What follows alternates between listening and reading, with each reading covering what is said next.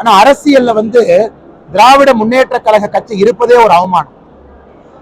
தமிழ்நாட்டிற்கு எப்ப மோசமான விளைவுகள் எல்லாம் வர ஆரம்பித்ததோ, எப்பொழுது திமுக 1967 ஆட்சிக்கு வர ஆரம்பிச்சாங்களோ அப்பதான் விஞ்ஞான ஊழல், குடும்ப ஆட்சி, கொள்ளையடிப்பது, பணத்தை சுருட்டுவது, வாக்குக்கு பணம் கொடுப்பது, இது போன்ற அகராதி எப்ப வந்துச்சுங்கன்னா திராவிட முன்னேற்ற கழகம் என்கின்ற கட்சி வந்த பிறகு. அதனாலதான் தந்தை பெரியார் அவர்களே திமுகவை கடுமையா எதிர்த்தார்.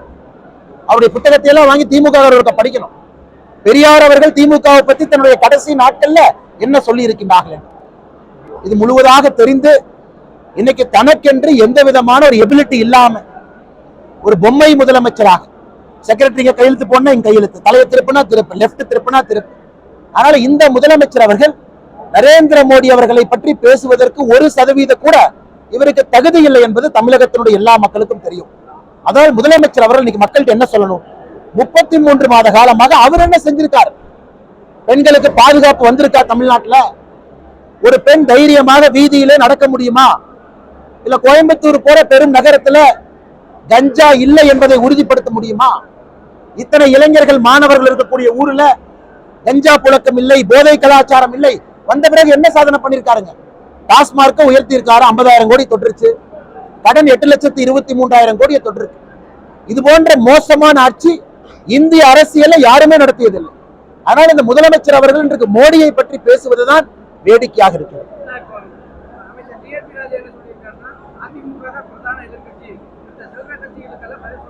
ஏற்கனவே சொல்லிட்டேன், பங்காளி கட்சிகள் ஒரு வார்த்தையை பயன்படுத்திங்க. களம் மாற மாற அவர்களுக்கு பயம் வருவது சகஜம்தான். பயம் எப்பொழுதுமே வரும். அவர் என்ன கோயம்புத்தூர் மக்களை சில்லறைன்னு சொல்றாரா? அதனால நீங்க டிஆர்பி ராஜாட்ட தான் போய் கேட்கணும். கோயம்புத்தூர் மக்கள் இங்க ஒரு தெற்கு தொகுதியை ஒரு எம்எல்ஏவை தேர்ந்தெடுத்து அமர்த்தி இருக்கின்றார்.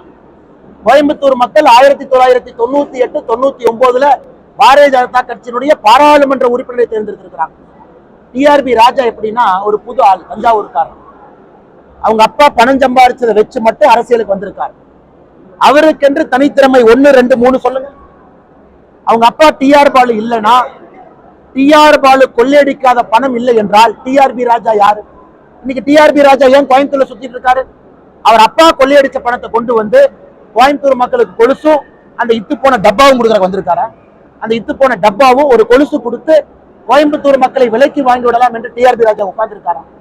கோயம்புத்தூர் மக்களை சில்லறை என்று சொல்லவும் ஆரம்பித்து விட்டார். அந்த அளவுக்கு தான் இன்னைக்கு அரசியல் நாகரிகம் இருக்கு.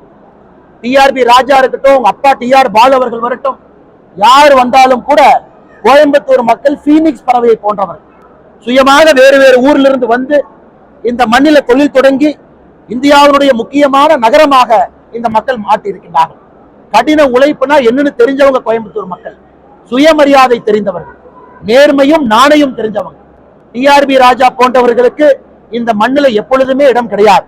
பணத்தை வச்சு கொஞ்ச நாள் அரசியல் பண்ணலாம். ஈசல் பூச்சி மாறி கொஞ்ச நாளைக்கு உயிர் இருக்கும். ஈசல் பூச்சிகளாக கோயம்புத்தூருக்கு திமுக காரங்க வந்திருக்காங்க. எத்தனை ஈசல் பூச்சிகள் வந்தாலும் கூட கோயம்புத்தூர் மக்கள் விரட்டடிக்க போகின்றார்கள். அதை நம்ம பார்க்கத்தான் போறோம்.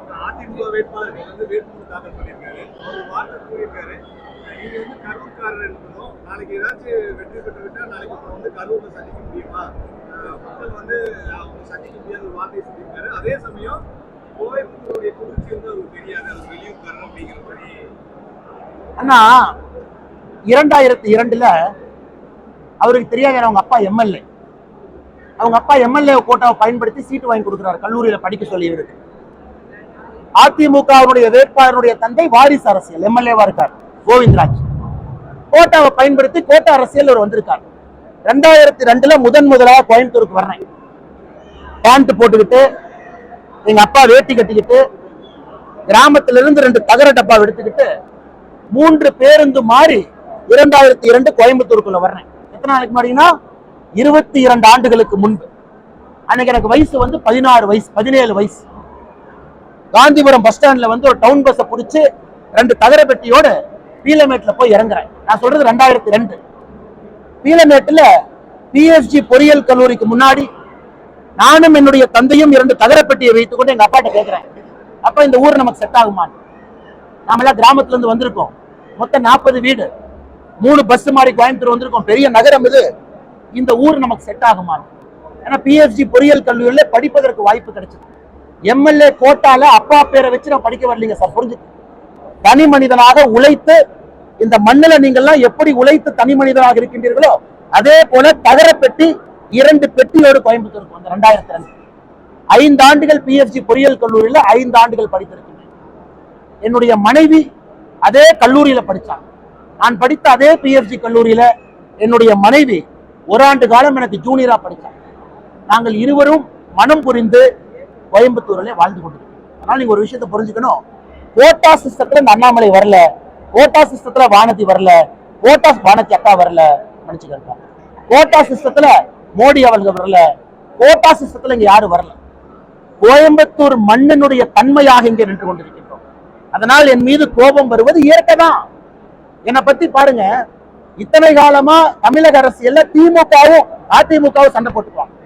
காலையிலிருந்து நைட்டு வரைக்கும் எதற்கு கோயம்புத்தூர்ல 2 வேட்பாளர்களும் அண்ணாமலை புராணம் பாடிட்டு இருக்காங்க, பாரதிய ஜனதா கட்சி புராணம் பாடுறாங்க, மோடி ஐயா புராணம் பாடுறாங்க, தேசிய ஜனநாயக கூட்டணி பாடுறாங்க. 2002ல 22 ஆண்டுகளுக்கு முன்பு கோயம்புத்தூருக்கு எப்படி 2 தகரப்பெட்டியை கொண்டு வந்தேனோ இன்னைக்கும் அதே மனநிலைமையில் இருக்கு. இன்னைக்கு இதே கோயம்புத்தூருக்கு நம்முடைய கட்சியின் சார்பாக, தேசிய ஜனநாயக கூட்டணி சார்பாக எனக்கு எல்லா அடையாளத்தையும் கொடுத்த கோயம்புத்தூருக்கு சேவை செய்வதற்கு ஒரு வாய்ப்பு கிடைச்சது. அண்ணாமலை என்கின்ற மனிதனுக்கு அடையாளம் கொடுத்தது கோவை. கிராமத்து மனிதனாக வந்து ஒரு பொறியாளனாக மாற்றியது கோவை.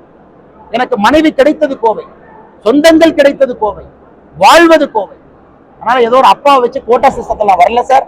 சுயமாக ஒன்றொன்றும் கடினமாக சண்டை போட்டு ஒரு படியாக ஏறி வந்திருக்கின்றேன். கஷ்டம் என்பதை முழுமையாக உணர்ந்தவர். அதனால இந்த சின்ன பசங்க விளையாட்டுக்கெல்லாம் நான் வரல சார். அந்த 2 வேட்பாளரும் அவங்களுக்குள்ள சின்ன பசங்க விளையாட்டு. நாங்க வந்திருப்பது கோயம்புத்தூருடைய வளர்ச்சி, கோயம்புத்தூருடைய மாற்றம், கோயம்புத்தூருடைய போதை கலாச்சாரம், கோயம்புத்தூருடைய தீவிரவாத கலாச்சாரம், இதையெல்லாம் ஒழிக்க வேண்டும். நான் உறுதி கொடுக்கிறோம்.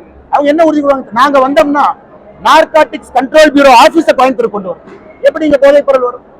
ஏற்கனவே அறிவித்திருக்கின்றோம், என்ஐஏ அலுவலகம் கோயம்புத்தூர் கொண்டு வரும். எப்படி தீவிரவாதம் உள்ள வரும்? இது மோடி கேரண்டி. நாங்க செய்ய போறோம், மக்கள் பார்க்க போறாங்க. நாங்கள் வந்தால் வளர்ச்சியை கொண்டு வரப்போம், நாங்க வந்தால் மெட்ரோ ரயிலை கொண்டு வரப்போம், நாங்கள் வந்தால் கோயம்புத்தூருடைய பரிமாண வளர்ச்சியை வேகப்படுத்த போகிறோம். இது எங்கள் வாக்குறுதி. அவங்கள்ட்ட சொல்லுங்க, அவங்களால என்ன செய்ய முடியும்? அண்ணா ஸ்மார்ட் சிட்டில அதிமுக கொள்ளையடித்த லிஸ்ட் வெளியிடலாமா? 40 ரூபா ஃபெனாயில் 400 ரூபா இல்லைங்களா? கார்பரேஷன்ல லிஸ்ட்ல வெளியிடுவோமா? ஸ்மார்ட் சிட்டிக்கு ஏடிஎம்கே ஃபைல்ஸ் வேவல் வரும் நான் சொல்ல. இன்னைக்கு தமிழ்நாட்டுல லஞ்ச ஊழலை பற்றி ஏடிஎம்கே டிஎம்கே விடுங்க, என்னை விட பேசக்கூடிய ஒரு ஆளை கொண்டு வந்து நிறுத்துங்க. நீங்க கேட்கிற லஞ்ச ஊழல் கேள்விக்கு நான் பதில் சொல்றேன். லஞ்ச ஊழல் ஒரே கேள்வி பத்திரிகையில கேட்கிறேன். அண்ணே 3 வருஷமா பாக்குறோம், உங்களை விட ஒரு லஞ்ச ஊழல் அதிகமா பேசுறாருன்னு அப்படின்னு கொண்டு வந்து நிறுத்துங்க. பேசுற மனிதகிட்ட குறையாதீங்க. ஏன் இவரை பத்தி சொல்லல? ஏன் இந்த கவுன்சிலரை பத்தி சொல்லல? ஏன் ராம்நகர்ல இருக்கிற இவரை பத்தி சொல்லல? ஒரு மனுஷன் பேசும் பொழுது கேளுங்கன்னு நான் கேட்கிறேன். இல்லன்னா உங்களை விட அதிகமா பேசுறாருன்னா இன்னும் அதிகமாக பேசுறாரு. 33 மாசத்துல தமிழகத்துல லஞ்ச ஊழல் பேசியது என்னை விட அதிகமாக பேசிய ஒரு தலைவரை கொண்டு வந்து கேள்வி. இன்னைக்கு வந்து குறையாதீங்க. ராம்நகர்ல அந்த கான்ட்ராக்டரை பத்தி பேசலாமே, இந்த பினாமி பத்தி பேசலாமே, இந்த பினாயில் காரனை பத்தி பேசலாமே. எதற்கு தனி கூட்டணி வைத்திருக்கின்றோம்? எதற்கு வச்சிருக்கோம்? எதிர்த்து தானே வச்சிருக்கோம். எதற்கு தலைவர்கள் கூட உட்கார்ந்து இருக்காங்க?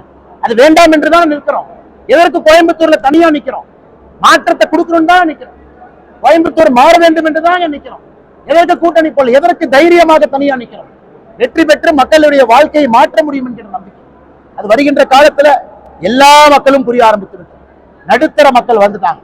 அதாவது பேப்பர்ல பார்த்து 830 கோடி ஆமா, ஏன்னா 830 கோடி ஆல்ரெடி ஏதோ 300 கோடி வந்துருச்சாமா. எத்தனை வேணாலும் கொண்டு வாங்க ஐயா, நாங்கெல்லாம் சாமானிய மனிதர்கள். 2 தகர பெட்டியில 2002ல கோயம்புத்தூருக்கு வந்தவங்க. மக்களின் மீது மரியாதையும் நம்பிக்கையும், இந்த மண் கடினமாக உழைப்பவர்களை, மோடி போன்றவர்களை கைவிடாது என்பதை முழுமையாக உணர்ந்தவர்கள். அந்த பத்திரிகை செய்தியில இதை 830 கோடின்னு போட்டீங்க. அது என்னை பொறுத்தவரை 1000 கோடியை தாண்டும். என்னதான் பணமழை எங்கே பொழிந்தாலும் கூட மக்களுடைய அன்பு மழை தேசிய ஜனநாயக கூட்டணியின் மீதும் பாரதிய ஜனதா கட்சியின் மீதும் தான் இருக்கும். 400 சீட்டு வெற்றி பெறும் சொல்றீங்க. ஆனா இவங்க போட்டியில் இருக்கிறவங்க 4% ஓட்டு சதவீதம் வச்சிருக்காங்க அப்படிங்கிறாங்க. யாருன்னு என்ன கரெக்ட்? இவங்க யாரை பத்தி பேசணும்னு?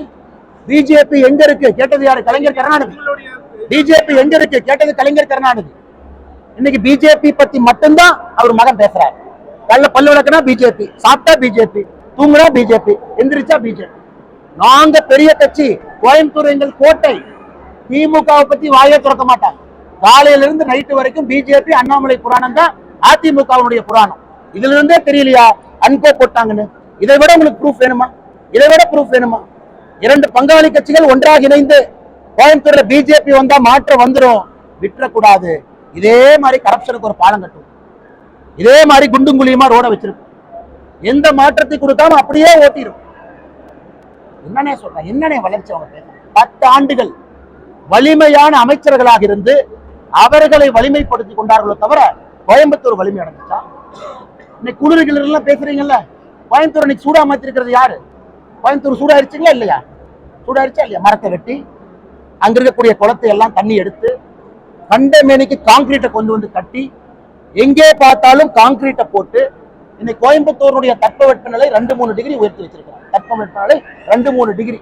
தண்ணி தண்ணி திண்டாட்டம் இன்னைக்கு இருக்கா இல்லைங்களா? ராமநாதபுரம் போலீஸ் ஸ்டேஷனை மக்கள் காலையில முற்றுகிட்டாங்களா இல்லையா? நீங்க செய்தி போட்டீங்களா இல்லையா?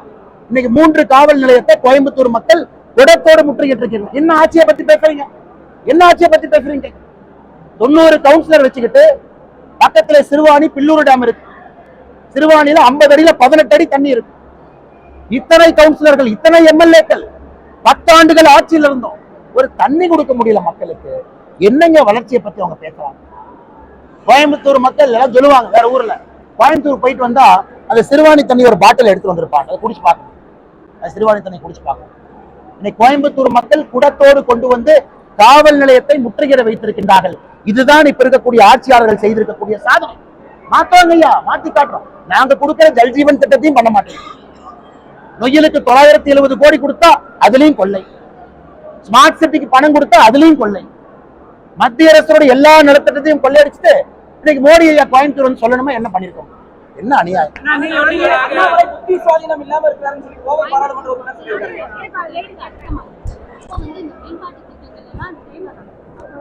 மேடம் கொஞ்சம் சத்தமா சொல்லுங்க madam. Sorry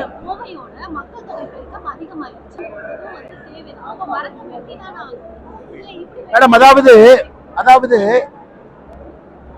there is a term mindless expansion, mindless construction அப்படிம்பாங்க. ஏன் ஒரு வேலையை செய்யறோம்னு தெரியாம ஒரு வேலையை செய்யறது. இன்னைக்கு கோயம்புத்தூருடைய பாலம் பாத்தீங்கன்னா பரமபத பாலம். எங்க ஏறினீங்கன்னா எங்க இறங்குவீங்கன்னு தெரியாது. கனெக்ஷன் எங்க, ஜாயிண்ட் எங்கன்னு யாருக்கு தெரியாது. இந்த பரமபதத்துல பாத்தீங்கன்னா அந்த பாம்பு விளையாட்டு விளையாடுவாங்க, பால் பட்டுச்சுன்னா கீழே வரணும்.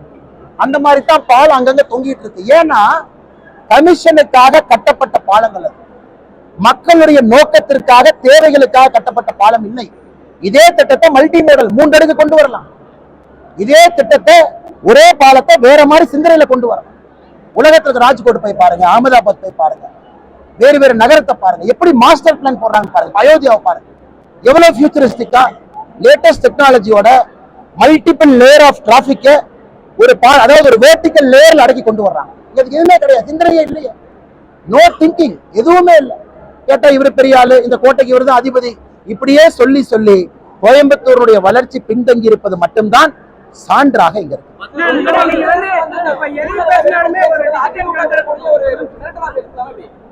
இந்த நேரத்துல பிரச்சாரம் போயிட்டு இருக்க நேரத்துல ஸ்மார்ட் சிட்டி ஊழல்கள் எல்லாம் சொல்லட்டுமா அப்படின்னு கேக்குறது அதிமுகவுக்கான ஒரு மிரட்டலா எடுத்துக்கலாமா? நீங்க தானே சொல்லணும். மக்கள் சொல்றத நான் சொல்றேன். 4 நாள் பிரச்சாரத்துல மக்கள் சொல்றத நான் சொல்றேன். இது என்ன மிரட்டல்? சொல்றவங்க அவங்க மிரட்டுறாங்களா, என்ன மிரட்டுறாங்களா? ரகுபதி லா மினிஸ்டர் என்ன சொல்றாரு? இந்தி கூட்டணி ஆட்சிக்கு வந்தா அண்ணாமலையே திகார் ஜெயிலுக்கு அனுப்புவோம். நியூஸ் போட்டீங்களா? நியூஸ் போட்டீங்களா? ஒரு மாநிலத்தினுடைய சட்டத்துறை அமைச்சர் பத்திரிகையாளர் சந்திப்புல சொல்றாரு 2024 இந்தி கூட்டணி ஆட்சிக்கு வருமா? ரகுபதி என்ன சொல்றாரு? இந்தி கூட்டணி ஆட்சிக்கு வரும்னு அவரே கனவு கண்டுக்கிறாருங்க. முதல் கைது நானாமா தமிழ்நாட்டுல, என்னைய திகார் ஜெயிலுக்கு அனுப்ப வராம. தமிழ்நாட்டினுடைய செய்தி போட்டீங்களா? இதுதான் மிரட்டல். ஒரு மிரட்டலுக்கு டெபினிஷன் வேணா இது மிரட்டல். இன்னைக்கு 2 பேர் சேர்ந்துக்கிட்டு மிரட்டுறாங்க இல்லைங்களா, இது மிரட்டல். நான் கேட்பது நியாயம். கோயம்புத்தூருடைய நடுத்தர மக்கள் கேட்பதை நியாயமாக முன்னாடி கேட்கிறேன்.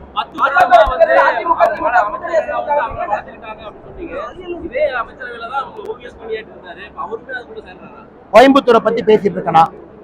கோயம்புத்தூருடைய ஊழல் எல்லாத்துக்கும் தெரியும். டிவிஎஸ்சி ரைடு யாரு மேல நடந்துச்சுன்னு தெரியும். எந்தெந்த பினாமிகள் மேல ரைடு அடிச்சாங்கன்னு தெரியும். எந்தெந்த பினாமிகள் மேல இடி ரைடு நடந்திருக்குன்னு தெரியும். எந்தெந்த பினாமிகள் மேல இன்கம் டாக்ஸ் ரைடு நடந்திருக்குன்னு தெரியும். நீங்க சொல்ற எல்லா பேரையும் பாருங்க. நீங்க சொன்ன நபர் மீது நடந்திருக்கா? நீங்க ஒரு நபரோட பேர் சொல்லுங்க, அவர் பேர் நடந்திருக்கா? இல்லை. இங்க இருக்கக்கூடிய நபர்கள் மீது நடத்தப்பட்ட நடவடிக்கையை பத்தி பேசுறாங்க. நடவடிக்கையை ஆதாரமாக வைத்து பேசுறாங்க. நடக்கலையா? கான்ட்ராக்டர் வளரலையா? கோயம்புத்தூருக்குள்ள 10 கான்ட்ராக்டர் உருவாக்கலையா? அந்த கான்ட்ராக்டருடைய குடும்பத்தினர் கொண்டு வந்து கவுன்சில் ஆக்ஷன் நிக்க வைக்கலையா? அந்த கான்ட்ராக்டர் பண செலவு பண்ண வைக்கலையா? இது எல்லா கோயம்புத்தூர் மக்களுக்குமே தெரியுமே.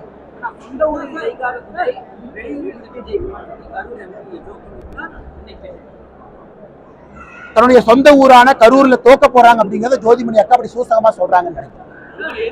கரூர் எம்பி அங்க என்ன செஞ்சன்னு வாக்கு கேட்காம தமிழ்நாட்டில் இருக்கிற ஒரு எம்பியும் அண்ணாமலை கோயம்புத்தூர்ல என்ன பண்றான்? கரூர் எம்பி கரூர்ல இன்னைக்கு மக்கள்கிட்ட என்ன செஞ்சிருக்குன்னு சொல்லலாம் இல்லைங்களா? கரூர் எம்பி அங்க சொல்லணும். கரூர் எம்பிக்கு ஞாபகம் அண்ணாமலை மீது, கோயம்புத்தூர் எம்பிக்கு அண்ணாமலை, திருச்சி எம்பிக்கு அண்ணாமலை, சென்னை எம்பிக்கு அண்ணாமலை. நான் என்னங்க பண்றேன்?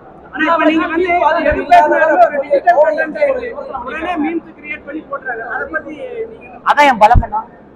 என்னுடைய வளர்ச்சிக்கு காரணமே நான் பேசக்கூடிய இந்த அக்ரெசிவான பேச்சு.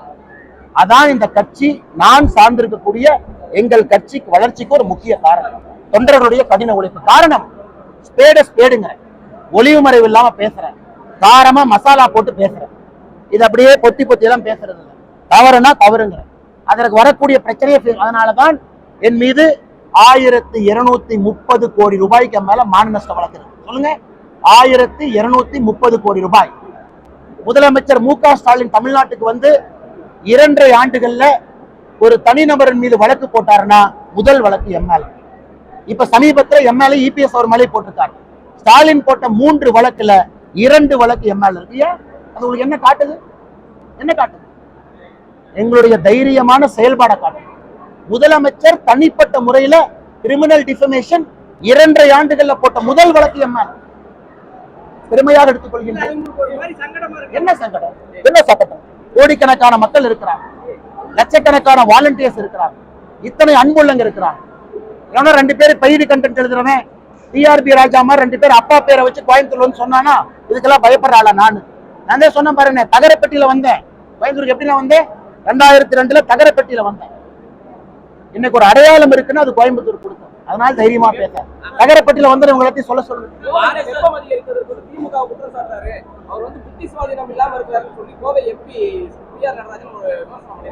ஓ பாருங்க, எவ்வளவு அநியாயம் பாருங்க. இது எவ்வளவு அநியாயம் பாருங்க. அண்ணா ஒரு நிமிஷம். இது எவ்வளவு அநியாயம்னா, அக்கா சொல்ற மாதிரி சீட்டு கிடைக்காத எம்பியும் அண்ணாமலை. சீட்டு கிடைச்சு போராடுறவங்களும் அண்ணாமலை. சீட்டு கிடைச்சு போராடுறவங்களுக்கு பணம் கொடுக்க வந்த டிஆர்பி ராஜாவும் அண்ணாமலை. அதிமுகவுடைய முன்னாள் அமைச்சர்களும் அண்ணாமலை. என்னங்க நடக்குது கோயம்புத்தூர்ல? நான் தெரியாம கேட்கிறேன். ஒரு சீட்டு கிடைக்காத எம்பியும் அண்ணாமலை குற்றம் சுமத்துறாரு. ஏடிஎம்கே பத்தி இவங்க பேசுறாங்களா, டிஎம்கே பத்தி அவங்க பேசுறாங்களா? இது கோயம்புத்தூர் மக்கள் நன்றாக உணர்ந்து விட்டார்கள். இது செட்டிங் கேம். இதெல்லாம் ஜூன் 4ஆம் தேதி பாரதிய ஜனதா கட்சி, தேசிய ஜனநாயக கூட்டணி கோயம்புத்தூருடைய செட்டிங் கேம் அடிச்சு உடைச்சு கோயம்புத்தூர் மக்கள் தகர்த்தெறிய போறாங்க. நீங்க பார்க்க போறீங்க செட்டிங் கணக்கு என்ன ஆகுதுன்னு ஜூன் 4ஆம் தேதி. வாரிசு அரசியலை பத்தி உங்களுக்கு தெரியும், எனக்கும் தெரியும்.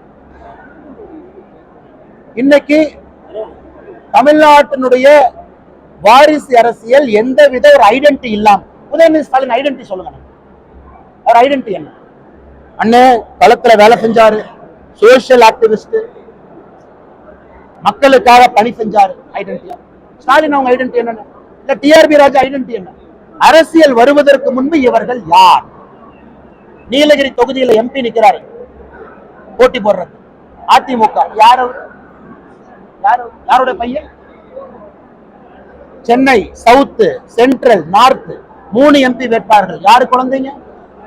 பொன்முடி அவங்க பையன் எங்க நிக்கிறாங்க? துரைமுருகன் அண்ணன் பையன் எங்க நிக்கிறாங்க? கேஎன் நேரு அண்ணன் பையன் எங்க நிக்கிறாங்க? தயவு செய்து வாரிசு அரசியலை கொச்சப்படுத்தாது. நான் கேட்கக்கூடிய வாரிசு அரசியல் என்பது தனித்தன்மை எதுவும் இல்லாம தமிழ்நாடு முழுவதுமே மகனும் மகளும் நிற்க வேண்டும் என்பதற்காக 2024 பாராளுமன்ற களத்தை பயன்படுத்திக் கொண்டிருக்கிறார். கடைசி கேள்விங்கம்மா. சௌமியா அன்புமணி அவர்களுக்கு தகுதி இருப்பதாக நான் பார்க்கின்றேன். ஒரு பெண்மணி சுயமா வந்திருக்கிறாங்க, பசுமை இயக்கத்திற்கு வேலை செஞ்சிருக்கிறாங்க. பசுமை இயக்கத்திற்கு சௌமியா அன்புமணி அவர்கள் வேலை செய்யவில்லை என்று யார் சொன்னாலும் கூட தவறு. வேலை பார்த்திருக்காங்க, வந்தோடனே சீட்டு கேட்கல, வேலை பார்த்திருக்கின்றார்கள். சௌமியா அன்புமணி இன்னைக்கு வேட்பாளர் என்று சொல்வதை விட பசுமை அமைப்பை கட்டடமைத்த ஒரு பெண்மணி என்கின்ற பேர் வாங்கிட்டு களத்தில் நிற்கிறாங்க. அவங்க என்ன வந்தோடனே 24 வயசுல சீட்டு கேட்டாங்களா, 30 வயசுல சீட்டு கேட்டாங்களா, 35 வயசுல சீட்டு கேட்டாங்களா, இல்ல 50 வயசுல தான் சீட்டு கேட்டாங்க? அவர்களுக்கு குழந்தை பிறந்து அவர்களுடைய குழந்தைக்கு திருமணமாய் அந்த குழந்தைக்கு திருமணம் பிறகு பாருங்க, சௌமியா ராமதாஸ் அன்புமணி அக்கா அதன் பிறகு அரசியல் வரும். இன்னைக்கு அவருடைய அடையாளத்தை தயவு செஞ்சு இந்த வாதி அரசியல் KN நேரு பையனையும் TRP ராஜாவையும் தயவு செய்து சௌமியா அன்புமணி ராமதாஸோடு கம்பேர் பண்ணி அவங்களை கொச்சப்படுத்தாங்க. இப்ப மத்திய அரசு தரமில்லாத மருத்துவக் கல்லூரிய அக்ரிடேஷன் ரத்து பண்றா கேள்வி கேட்கிறீங்க. தமிழ்நாட்டுல தரம் இல்லாத மருத்துவக் கல்லூரியோட அக்ரிடேஷன் ரத்து பண்ணா உடனே மத்திய அரசை பார்த்து ஓடுறாங்க, ஐயோ எங்களை அநியாயம் பண்ணிட்டீங்க, மருத்துவக் கல்லூரி நடத்த விட மாட்டீங்க. நாம மருத்துவக் கல்லூரியை கட்டி கொடுக்கலாம், அதற்கான சான்றிதழ் அக்ரிடேஷனை கொடுக்கலாம். அதன் பிறகு நடத்துவதற்கு மாநில அரசு தயாராக இல்லை என்றால் என்ன செய்யணும்? நாங்க அங்கீகாரத்தை ரத்து பண்றோம், அட்மிஷன் எடுக்கக்கூடாதுங்கிறோம். குவாலிட்டி இல்லைன்னா அட்மிஷன் ரத்து பண்றோம். இதை பண்ணும் பொழுது பப்ளிக்ல வந்து திமுக என்ன சொல்றாங்க, ஐயோ ரத்து பண்ணிட்டு, ஏன் ரத்து பண்ணி பேச மாட்டேன். நீங்க சொல்றீங்க பாருங்க, அரியலூர் அரசு மருத்துவக் கல்லூரியில அடிப்படை வசதி, ஒரு கரண்ட் வசதி இல்லை. அதனால் ஆட்சியாளர்கள் மக்கள் பார்த்து கொண்டிருக்கின்றார்கள். அவங்களுடைய அவலத்தன்மையை 33 காலமாக நடக்கக்கூடிய டிராமாவை பாக்குறாங்க. அதுக்கு ஒரு சான்றுங்க.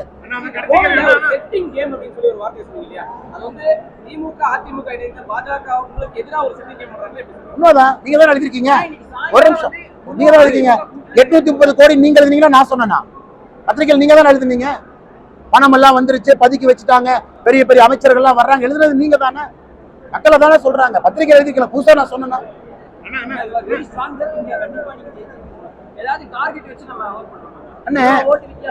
எங்களுக்கு 51% வாக்கு இந்தியா முழுவதும் மோடி அவர்களுக்கு கிடைக்க வேண்டும். கோயம்புத்தூர் பாராளுமன்ற தொகுதியில குறைந்தபட்சம் 60% வாக்கு தேசிய ஜனநாயக கூட்டணிக்கு, பாரதிய ஜனதா கட்சிக்கு கிடைக்கும். களம் உறுதி செய்யும். அதற்காக எங்களுடைய நண்பர்கள் வேலை செய்து கொண்டிருக்கிறார். இந்தியா முழுவதும் மோடி அவர்கள் எங்களுக்கு கொடுத்திருப்பது 51%. இங்க இருக்கக்கூடிய தலைவர்கள் வேலை செய்வது கோயம்புத்தூர் பாராளுமன்ற தொகுதியில 60% வாக்குகள் தேசிய ஜனநாயக கூட்டணிக்கு கிடைக்கும். கோவை களம் எப்படி இருக்கு? முதல்ல வந்து நீங்க போட்டியிட மாட்டேன், போய் எல்லா வேட்பாளர்களும் வாக்கு கேட்கணும் அந்த மனநிலை இருப்பதாக சொல்லிட்டு இருந்தீங்க. உங்க கட்சி வேட்பாளரை அறிவிச்சிருச்சு, ஒரு சுற்றியாச்சு. நீங்களே சொன்னீங்க அண்ணாமலை அண்ணாமலை எல்லா பக்கம் சொல்றாங்க. களம் எப்படி இருக்கு? களம் சிறப்பா இருக்கு. இன்னும் 2-3 நாட்கள் கழித்து என்னுடைய மாநில சுற்றுப்பயணத்தை ஆரம்பிக்கணும். எல்லா தொகுதிகளுக்கு போயிட்டு வரணும். வானதி அக்கா மூத்த தலைவர்லாம் இருக்கிறாங்க. அதே நேரத்தில் கோயம்புத்தூருக்கு நேரம் கொடுத்து கோயம்புத்தூர்லயும் சுற்றுப்பயணம் பண்ணணும். அண்ணே, நீங்க வந்து எங்களுடைய செயல் வீரர்கள் அறிமுக கூட்டத்தை எல்லா இடத்துலையும் பார்த்துருக்கோம். எப்படிப்பட்ட எனர்ஜி பாருங்க. கோயம்புத்தூர்ல ஒரு நடுத்தர சாமானிய ஒரு மனிதர், அரசியலுக்கு சம்பந்தம் இல்லாதவர், கோயம்புத்தூர் மாவட்டம் சூலூர் பல்லட எல்லா இடத்திலும் கூட ஏதோ அவர்கள் தேர்தலிலே போட்டியிடுவதாக, அவங்க வெற்றி பெறணும் மாதிரி வேலை செய்யறாங்க. அவங்களுக்கு அரசியலுக்கு எந்த சம்பந்தம் இல்லை. அதனால் குறைந்தபட்சம் தேசிய ஜனநாயக கூட்டணி 60 விழுக்காடு வாக்குகள் கோயம்புத்தூர் பாராளுமன்ற தொகுதியிலே பெறும்.